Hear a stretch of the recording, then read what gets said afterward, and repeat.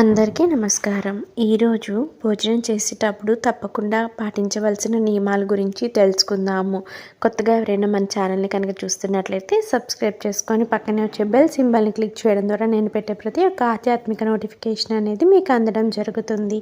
ఇక ఆలస్యం చేయకుండా వీడియోలోకి వెళ్ళిపోదాం. మన జీవన విధానంలో భోజనం ఒక ముఖ్యమైన కర్మ. భోజనం కేవలం ఆకలి తీర్చుకోవడానికే కాదు, ఇది శరీరం, మనసు, ఆత్మకు పోషణ అందించే పవిత్రమైన క్రియ. భోజనం ముందు పాటించవలసిన నియమాలు. శరీర శుద్ధి అనేది అత్యవసరం. స్నానం చేసిన తర్వాత మాత్రమే భోజనం చేయడం శరీరానికి మరియు మనసుకి శుభప్రదం.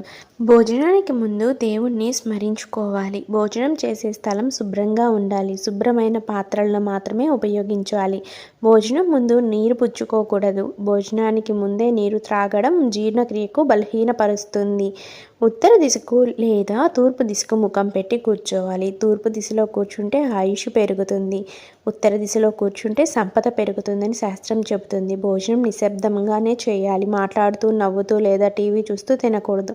అలా చేస్తే మనసు దృష్టి తప్పుతుంది.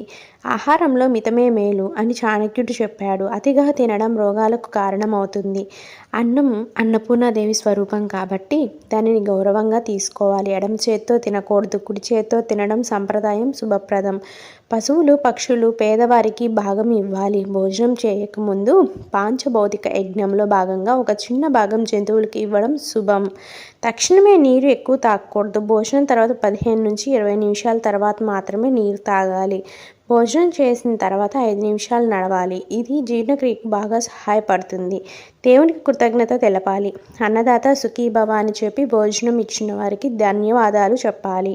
భోజనం చేసిన వెంటనే పడుకోకూడదు. కనీసం 30 నిమిషాల విశ్రాంతి తర్వాత మాత్రమే పడుకోవాలి. భోజనం అనేది యజ్ఞం లాంటిది. మన జీర్ణాగ్ని దేవుడికి అర్పణ చేయడమే భోజనం. మనం తినేది దేవుడికి సమర్పణగా భావిస్తే ఆ ఆహారం అమృతం అవుతుంది. కాబట్టి మనం భోజనం చేయడం కేవలం శరీర అవసరం కాకుండా ఆధ్యాత్మిక కర్మగా చేయాలి. ఈ నియమాలను పాటించడం వల్ల ఆరోగ్యం, ఆనందం మరియు ఆధ్యాత్మిక శాంతి కలుగుతాయి. విన్నారు కదా, ఈ వీడియోలో మనం భోజనం చేసేటప్పుడు పాటించాల్సిన ఆధ్యాత్మిక, శాస్త్రీయ మరియు ఆరోగ్య నియమాలను తెలుసుకున్నాము.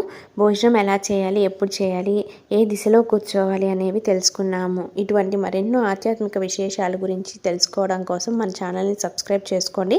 ఈ వీడియో కనుక మీ అందరికీ నచ్చినట్లయితే లైక్ చేయండి మరియు మీ బంధుమిత్రులు, స్నేహితులతో పంచుకోవడం, షేర్ చేయడం మాత్రం అస్సలు మర్చిపోవద్దండి. ఇటువంటి ఎన్నో ఆధ్యాత్మిక విశేషాలు అనేవి మన ఛానల్లో పోస్ట్ చేయడం జరిగింది. కాబట్టి మీ అందరూ ఒకసారి మన ఛానల్ని విజిట్ చేసి ఆ వీడియోలు కూడా చూసి మీ సపోర్ట్ని అందించండి. అంతేకాదండి, సబ్స్క్రైబ్ చేసుకొని పక్కనే వచ్చే బెల్ సింబల్ని క్లిక్ చేయడం మాత్రం మర్చిపోకండి.